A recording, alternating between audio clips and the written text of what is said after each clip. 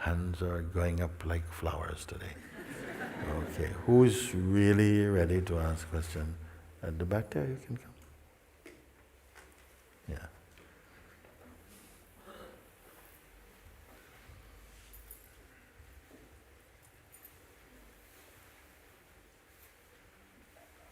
Namaste, Mooji. Namaste, thank you.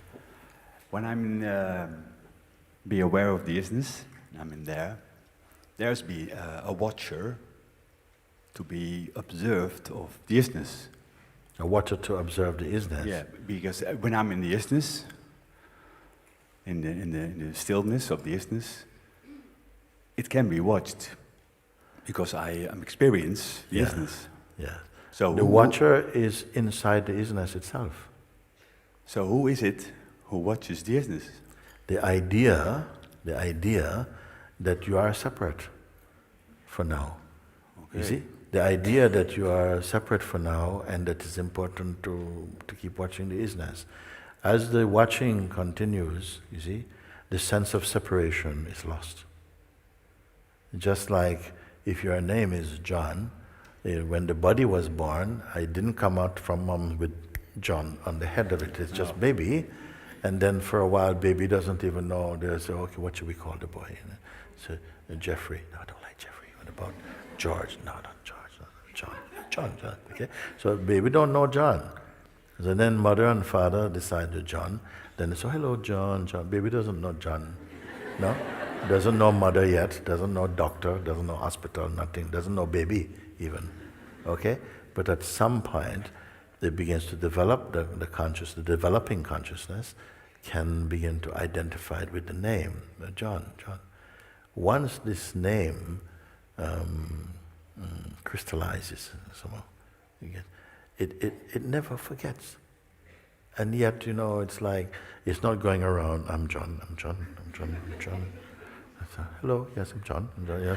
It's not doing this, but it cannot forget it.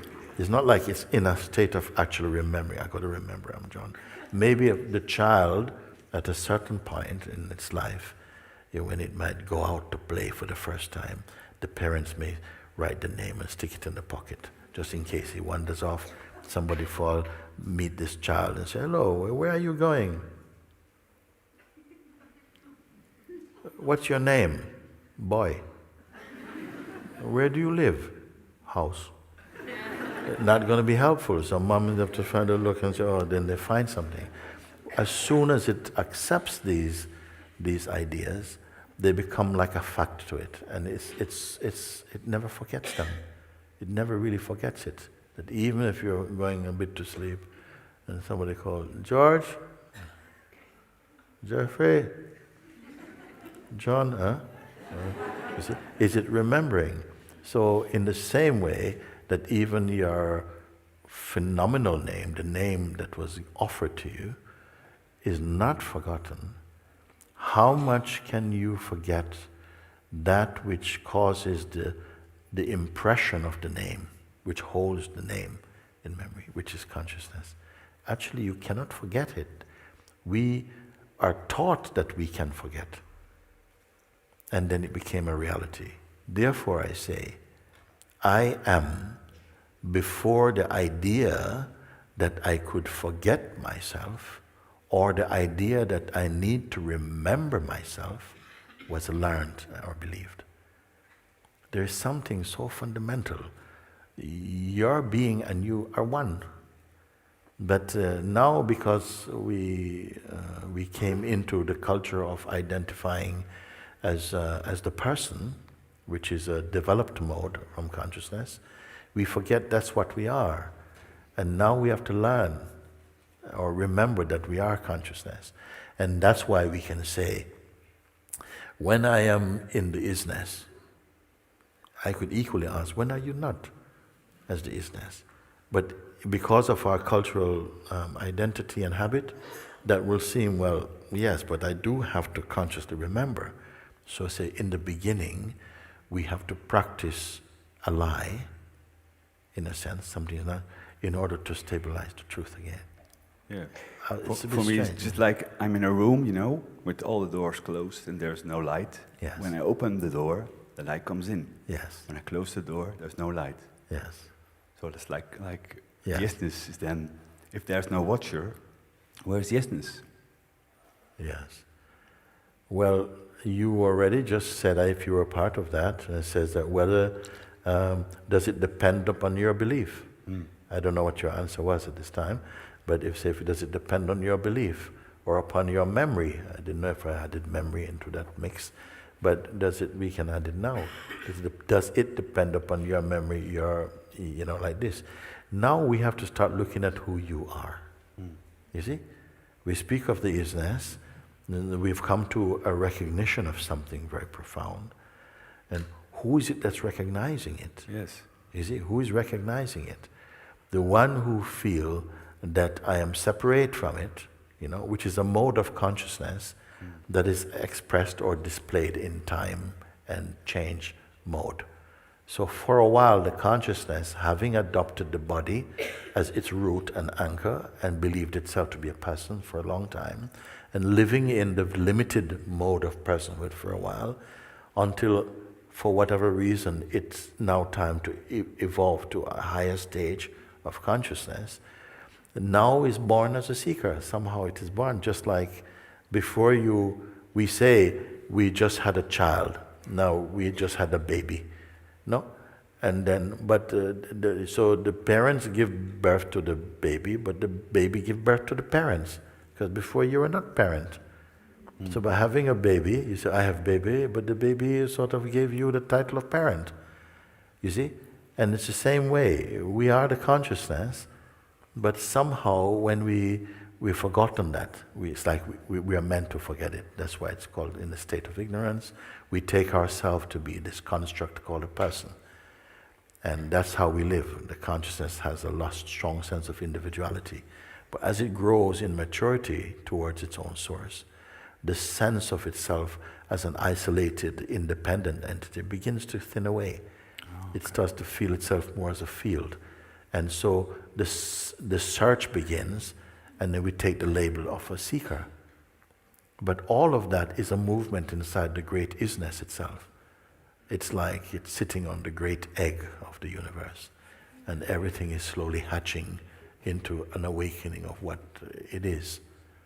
It's just a way of expressing that. There are many ways of expressing this, depending on what field of belief or paradigm but this I feel is not a bad way. The seeking happens. This is why I said before, the one who begins the inquiry or the invitation will not finish the inquiry or the invitation, but will be finished by the inquiry, you see? It comes quite true now, you see? You start out as a journeyer and you end up as the destination. Then somebody goes, no, but I want to experience arriving at the destination. You see?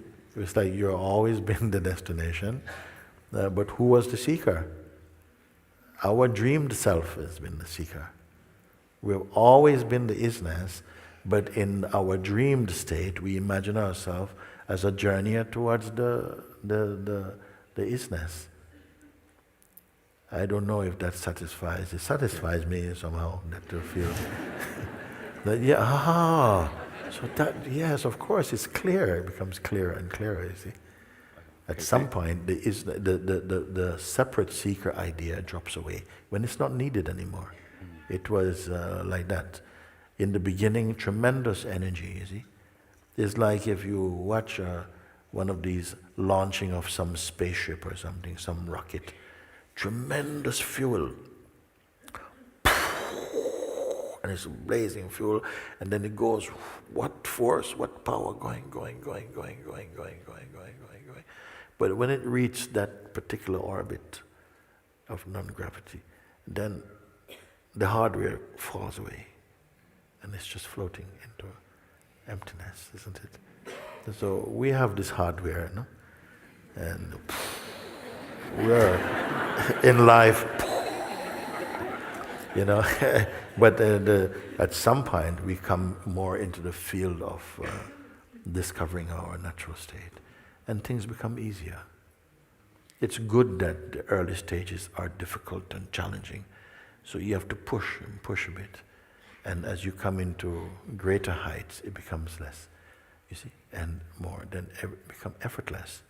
Then you realize it has always been, that effortlessness has always been here with the mask of the effortful over it or something. Thank you, Mooji. Thank you. Thank you for calling my name. My name is John as well. John!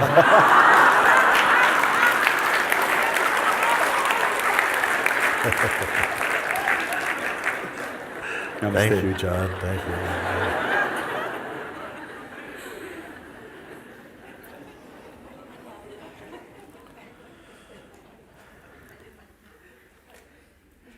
So, you know,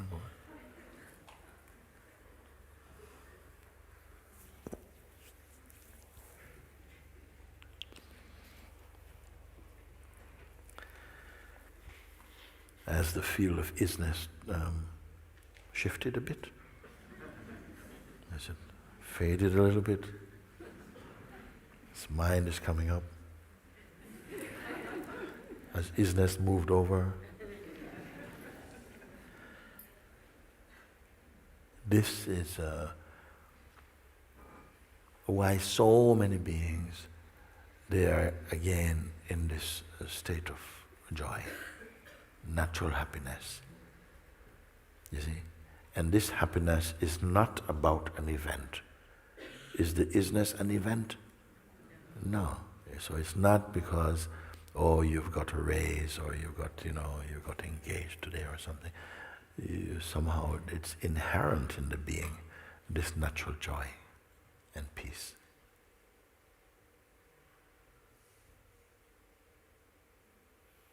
So even when we did not feel it, it was there. You had to be conscious about it. And I gave the one story that I feel also expresses this very well. It was a story of two boys who grew up in a town, and they were been friends from as soon as they met. They grew up like this. They always met in the same place, sit on a bench in the middle of town, and they would talk their souls out to each other.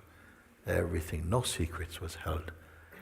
So just to keep it simple, one I'm going to call A, another one B, okay? Like this. So they are very close. They're very, very close. And as they grew up, through teenage years, they grew into men, and Mr. A got married and had a son and like this. And B, he likes traveling, seeing the world and so on. So whenever he travels, come back and he meets his friend, and they would sit and they would just have so much to talk, and so much love is there, no? Like that. So what happened is that in adulthood, no? Mr. A and Mr. B met and they were talking, and B says, you know, I feel to go traveling again very soon. So his friend, Mr. A, says, listen, I just have a strong feeling to tell you something. I've not shared with you this before, but I think it's time. I'm not feeling so well these days. And you know, I just want to tell you that I received a large inheritance from my family, and I didn't want to disclose this to my wife because she just spends money like drinking water, you know. And you know, I think that she would spoil our son with all this buying things all the time. So I've put the money in the box, you see, gold actually, and I've put it under the house.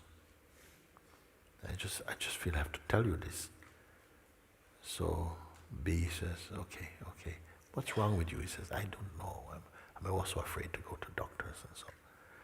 So anyway, time come and B travels, went traveling for 6 years. He was traveling around. And then after 6 years, he had the feeling to return home. In those days, there were no internet and things like that. So he came home, and as soon as he arrived in the center, the bus stops and everything, and he gets off and he's walking, he sees the wife of his friend begging on the street. Like this, she's begging, And he walks over to her, he says, Amma, she looks at him.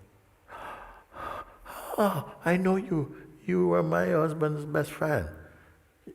Yes, but why were we are best friends? You don't know what happened? No, what happened? Oh, A passed away some 3 years ago, and we have no money. We have to beg every day, and we are hungry. We hardly get any food each day. So B says to her, look, I'm so sorry to hear this. I really, really miss him now. So much looking forward to meeting, but I'm so sorry. But anyway, Mother, I have some good news for you. So the moment he mentioned the good news, you see, her heart begins to lift up the clouds on this, because she knows that he's a trusted person. Huh? He says, come with me, come with me. So they went there and says, you know where I can get a shovel or something? Shovel, what for? Just go to a shovel. So they went and they got a shovel from a neighbor, went back to the house, and he told her, your husband confided in me that he had saved all this money, but he was always afraid to let you know about it because he thought you'd just waste it, and he couldn't bear the thought of that. So what happened, he told me he buried this money under the house. Come, let's go and look. So immediately they removed some floorboards and they started digging and digging and digging and digging. Maybe 15 minutes they're digging, and then suddenly, thump, start too quick. Found a box, and inside the box was all the wealth she could imagine would be there. All the money she could conceive of, even dream about. Now, my point is that this money was always there, and it belonged to her. But was she rich? You see, it was always there, but was she rich? No, still poor. Why? Because she was not aware of it. All this that we are sitting here talking is the same story. It is always here. I asked you in satsang, you are discovering this today, but where has it been all this time? And you had to admit it was always here. How could you answer these kind of questions that scientists can't answer? Maybe they're trying to study it in something like this, I don't know. They cannot answer. How can you answer? Of what value are your answers? If, why I asked you also, leave the mind, the tendencies and habits aside. Because if I had not done this, when I asked those questions, you would have answered with opinions. The room would have become noisy. But because you were not given that facility to go back into your speculation and so on, you were answering, the answers were coming from another place, a deeper place, a knowing place. But it is not knowledge, it's not holding it like knowledge, it's just a knowing. It's fresh, you see. And this must again become our natural place. Now that you have discovered, and the discovering will continue also, yielding fruit, insight, intuition, you see. more and more. And what do you have to do? And just keep being with it. The life will always be giving us some clues, whoever you are, wherever you may be, actually. Some clues will come. And now also that you are more sensitized to that subtle realm, if you want to call it for the moment, you'll be able to notice these clues more. And the more you notice them, the better you'll become at recognizing them, the more intuitively sensitive you become. It is like learning the ABC of God's language. You become more intuitive, more sensitive, not only understanding words in their dictionary importance, but the energy and the intuitive, the spirit inside them, which is yourself.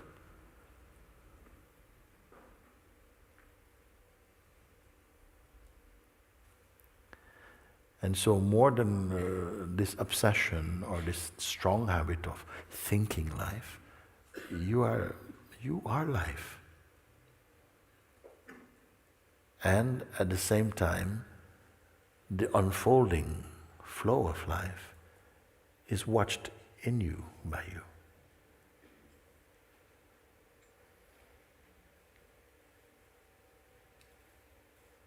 Now, how near to you is this understanding?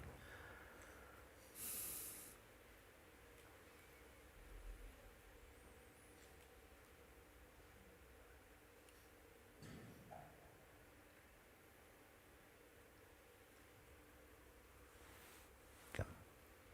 Yeah, that's right there.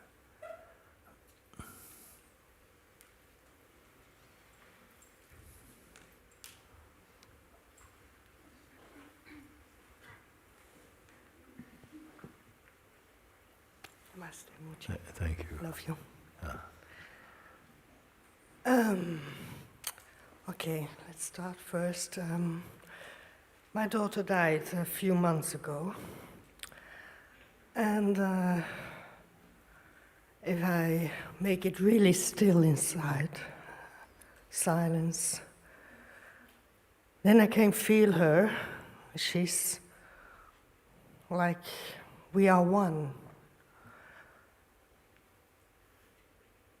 But then the grief starts again, and it's very difficult to stay with that silence and that. And now my question is, what happens with the isness when the body dies? Yes. Where did the response come from when I would ask you, can it die? And without deliberating so much about it, it came out of you, it cannot die. What in you can know that? Is it the mind? What in you can know? I mean, any of these questions, well, not any, but some of these questions, people have been deliberating about them for centuries and centuries. Can they be proven? And so on.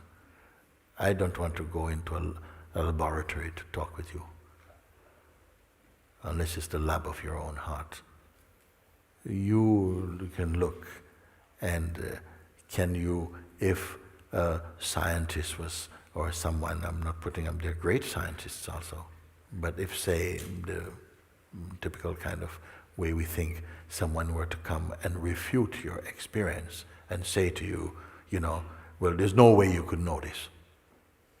There's absolutely no way you can know this. It's not a fact, it cannot be proven. Goodbye, next. Okay? Will you be walking out with your tail between your legs, all crushed? Or could you stand in the authority of what you see? Is there an authority arising in you to say, no, this is real for me? On hearing such a response from someone, you start to doubt maybe the isness does fade or something. which is greater, the isness or the self you are speaking from at the moment. Because when you refer to yourself, it is not the same self which I ask you, how near to the isness are you? You are speaking from the mode of a mother, or of this I am this body idea. And when the I am the body idea fall, it can fall without death, without physical death. This I am the body idea actually is thinning away. Is that something to grieve about itself even? You see, as you are experiencing, you see, we have a lot of myths about life. But now I want you to live in the proof of yourself and to see what happens to those myths. Myths mean something you believe in, but it's not the proof. I would rather that we are speaking on a level that is experiential, that you can speak from your experience, more than just ask you believe in this, believe in that. Belief has its place. It is a tremendous power, such as faith also. Faith is actually naturally increasing with your seeing. And the trust. So you say, when after death, actually death is a small thing. You think we are first-timers on this planet with this life-death thing? You say, after the birth, can the isness survive? Everything else will pass, except it. Everything else. This is what I want to see. If you have proven this, you see, or if it has been proven to you, that in respect to that which we're saying it's formless and it cannot come and go, it cannot fade. It's as though we are reporting about something tangible and something that the mind would ordinarily feel it can measure and qualify and quantify. But it is not this. How can you speak about that which is without form, without shape, without size, that is not born? How can you speak with such comfort? Does it have any meaning, or are we just playing about? So your question, you see, does the isness survive the death of the body? We give the death of the body such great importance. God has used this body also as a metaphor also. That every night you go to bed, and if you fall into sleep, then, it's a kind of metaphor of death also. You have no identity, you have no relatives, you're not a mother, father, uncle, sister, nothing at all is there. Does it mean that your reality is broken? Let's take a little time and look at it, no? Because the sense of death, I say death is one of God's great ideas, because it so terrifies the living beings that it also supports and compels us to search for something which is imperishable also. And we are experiencing many forms of death and rebirth in our general life also. The death of many ideas is a form of death. Perhaps it's a greater death.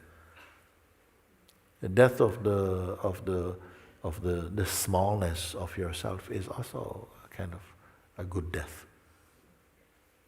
Healthy. But if you mean that at one point where it is, because what is the fear of death?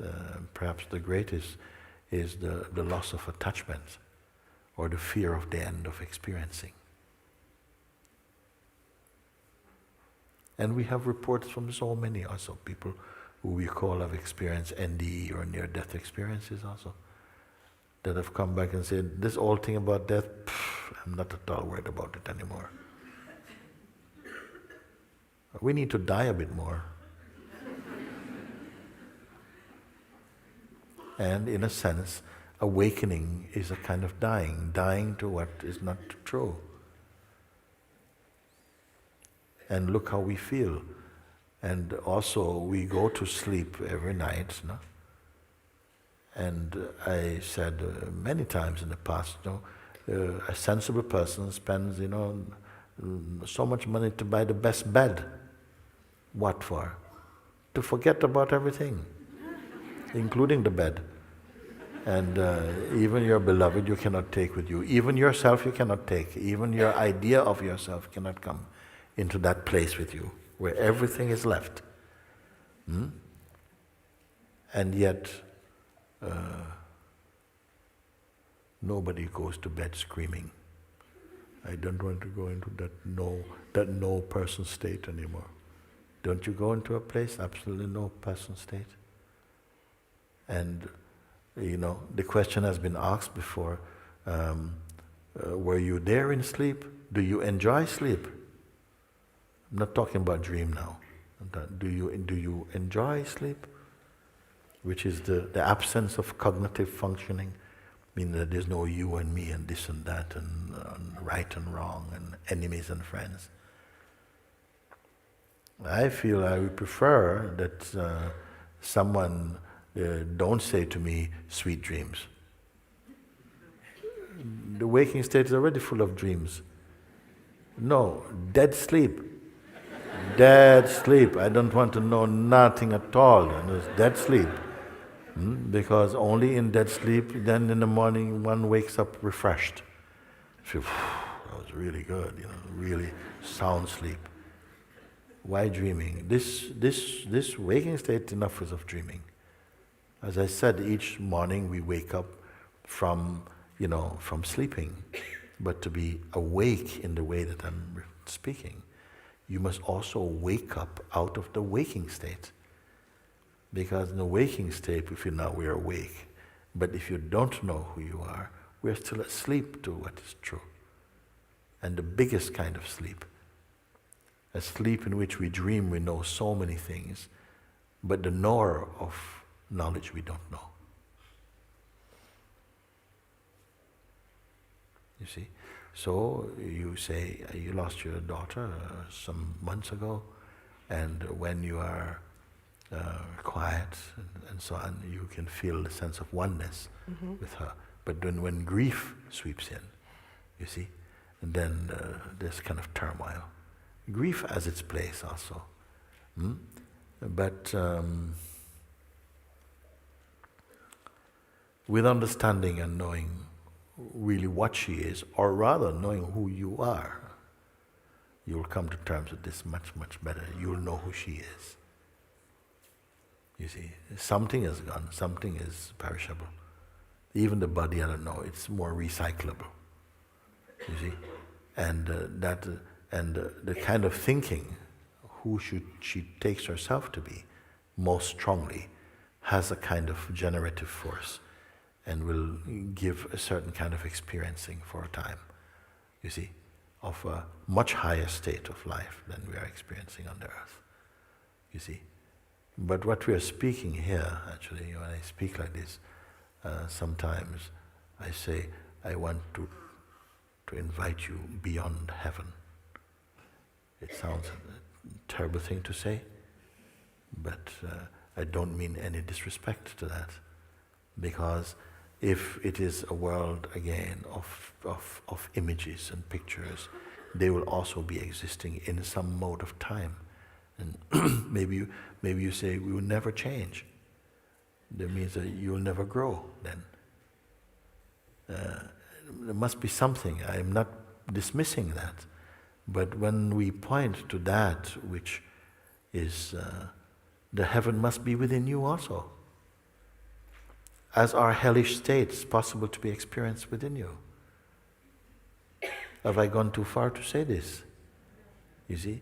When you came to a place beyond the names and forms like this, you see, did you feel something is desperately missing in you? Of course, we have this tangible, dynamic realm of life where the relations are still there and somehow we are moving in that. And that is for me fine also. I have got nothing against the dynamic expression of consciousness.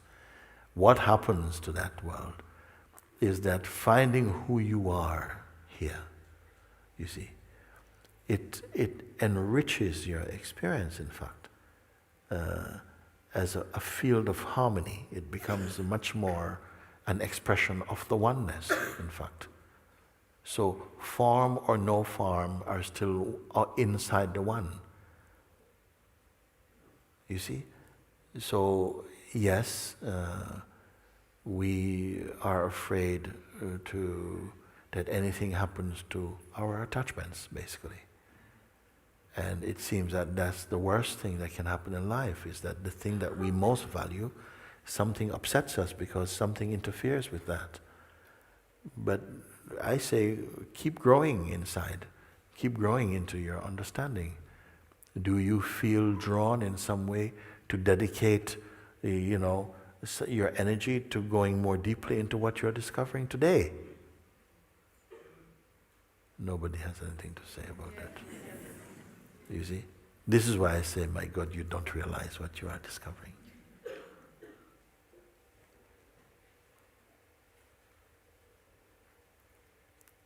And don't give it to your mind.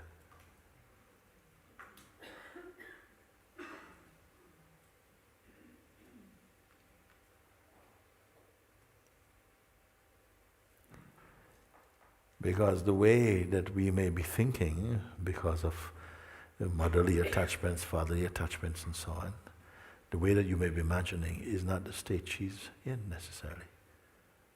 You see? You maybe feel, I wonder if everything's okay with you and this kind of... And, the whole of that area, I would just say, just offer it to the Supreme, offer it to God. You continue with this life force that is put in this body, and the urge, the capacity to search for higher, to go higher and higher in terms of your understanding and experience into this. And it will inform you of what you need to know, if there are other things you need to know. In the more dynamic realm, you may come to find them out. But so great is this, you see, because you're not discovering about yourself as a person. You're discovering in yourself the allness of things. And if our person is so dear to us, this is where your energy will go, to protect the sense of your person and its world. If you see that in any mode of consciousness, such as the person realm, it gives some sense of some comfort. We like the relationships. I like being me. And this is fine. I don't want to disturb that. You go ahead, it's fine. Because it's a question of timing and maturity. When we come to a stage when you feel, actually I'm more open to that, to just allowing that space to be taught from inside, then you'll see that again you're raising up.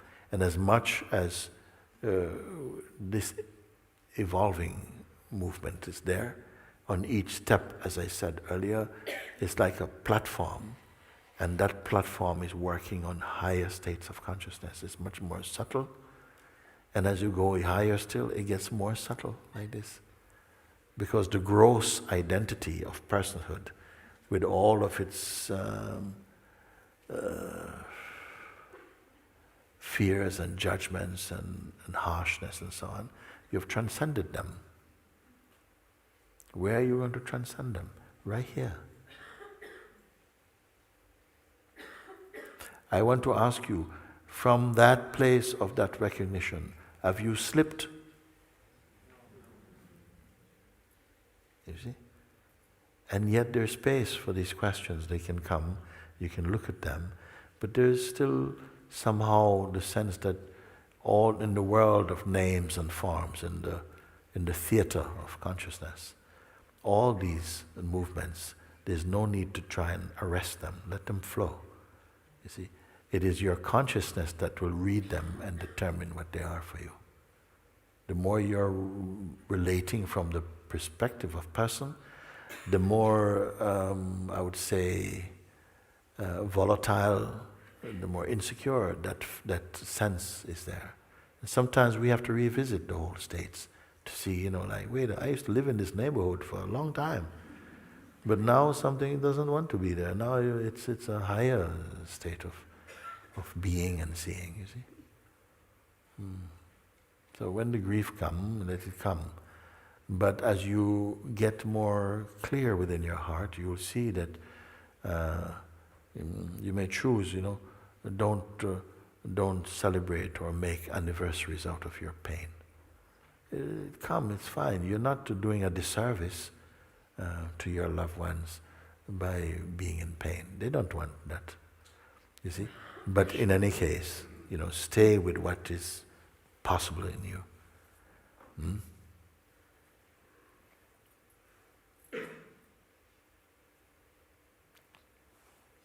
Thank you.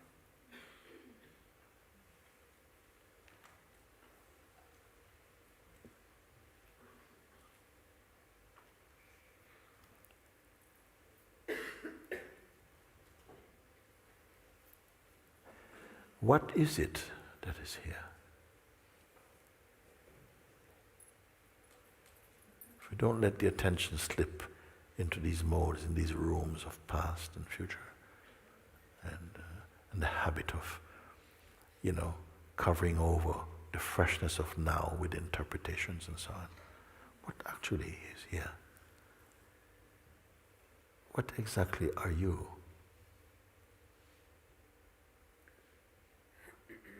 We intuitively know that we exist and that we are perceiving.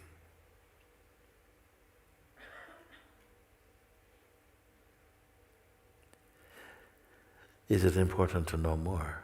Well, yes, it is important to be more clear, because when we say we know that we are, if we don't go more deeply into an experiential clarity of this, we may feel that we are just existing as person. And a person is a very restrictive, very narrow form of consciousness. And we can stay in these modes for a very, very long time, lifetimes maybe. So recognizing that even the person is largely ideas and memory, and that is observable. The thoughts and the feelings, they come in seeming unending succession, they're coming. Can any of them be what you are?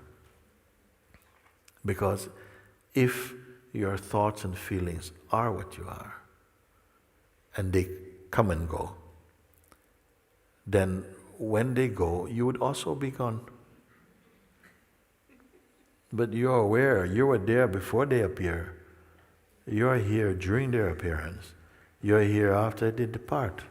How you can be them?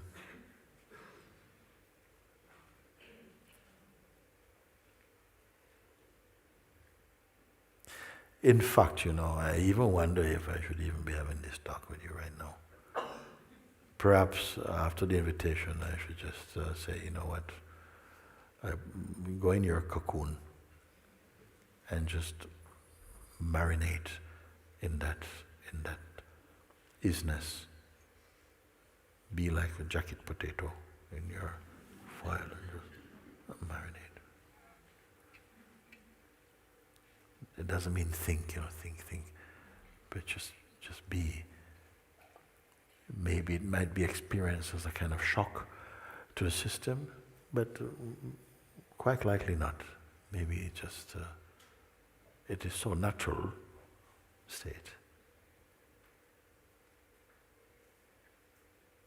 Maybe it's a surprise for some people that they're not thinking.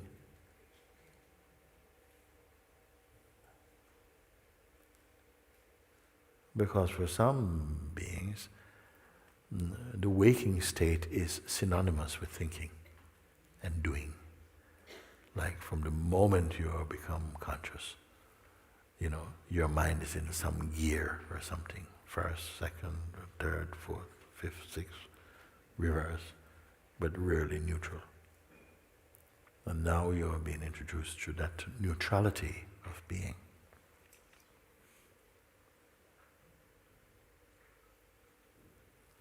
So the gears have a greater sense of what they are for you.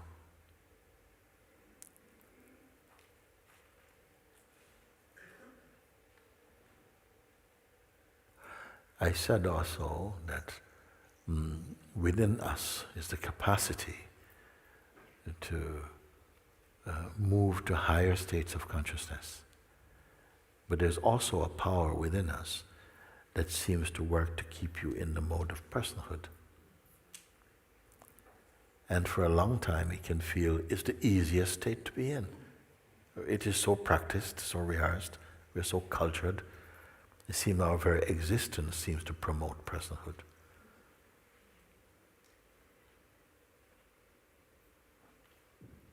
And yet, for those who have come to the place where they've learned to observe, just begin to observe without identifying with what is observed. You see, that even the reflexes of, action, reaction, interaction are observed without even a blip in the inside. Watch from this place. Are you dead?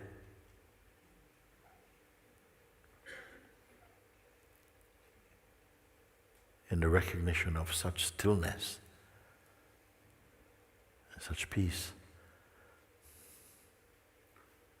such spaciousness, beyond time, beyond shape. Are you sustaining anything at all?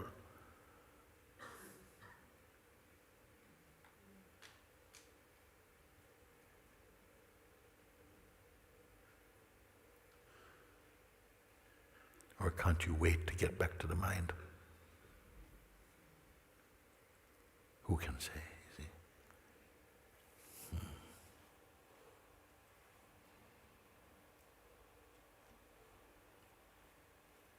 Very good.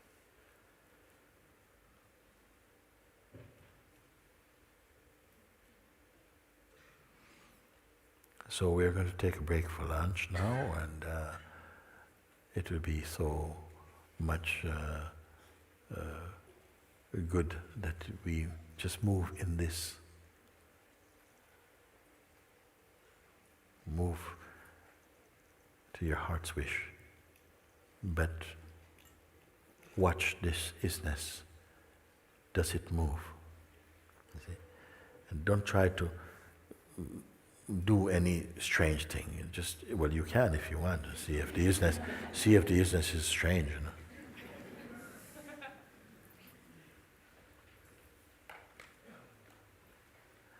Can it be lost? And yet we can have a sense that we've moved away from it. Who is the we? You see? For many years I was sharing with what we call self-inquiry.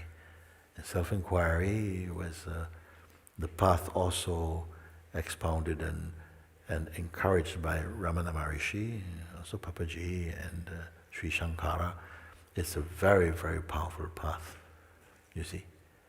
And it supports the invitation tremendously for those of you who may have some experience with it. But from time to time it is necessary I bring some few pointers from this beautiful path to look at where the mind wants to go, to escape. And I say, if mind is playing any antics, there's something that is already aware of it. And there's a sense of choice. What is the choice? Just to stay as you are. Or to go with the pull of the mind and to engage and to proliferate into more thoughts or something. So some discipline, a natural and very healthy and enjoyable discipline, begins to emerge. That is not a strain, it is not tiresome, you see.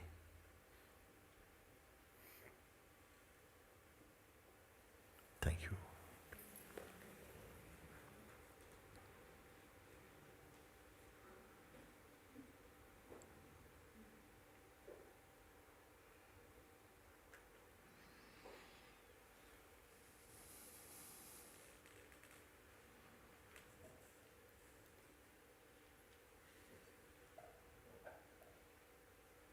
Thank you.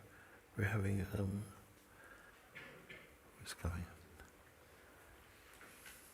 Very beautiful.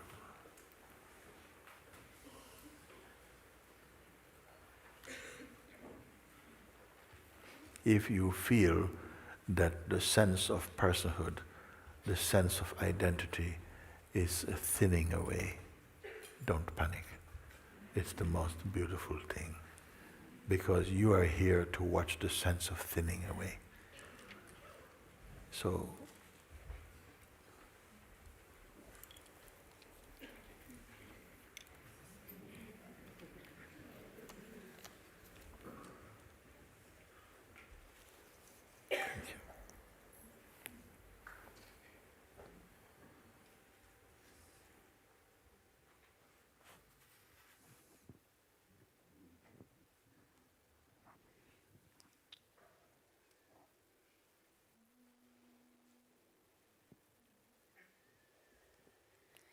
meet me now as I am. Hold my heart close to yours. Make me the one I'm here to be and live in me.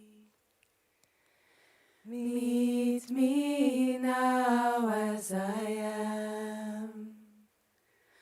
Hold my heart close to yours.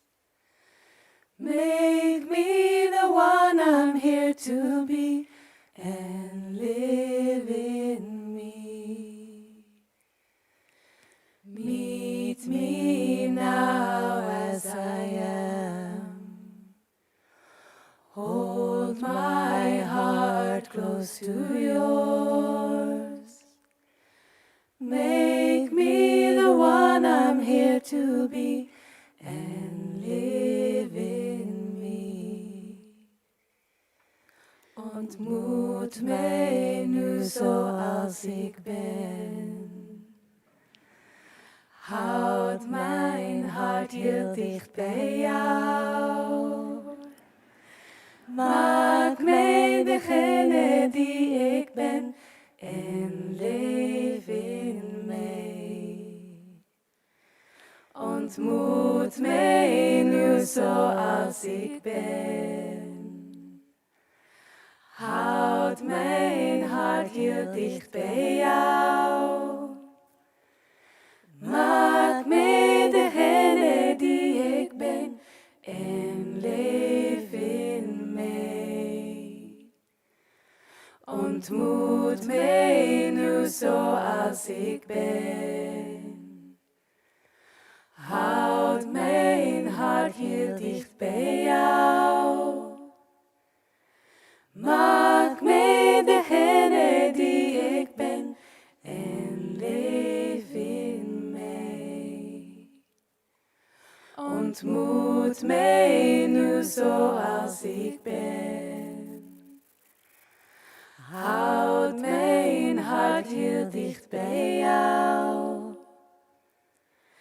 Maak mij degene die ik ben en leef in mij. Meet me now as I am. Hold my heart close to yours. Make me the one I'm here to be and live in me. Meet me now as I am. Hold my heart close to yours. Make me the one I'm here to be and live in me.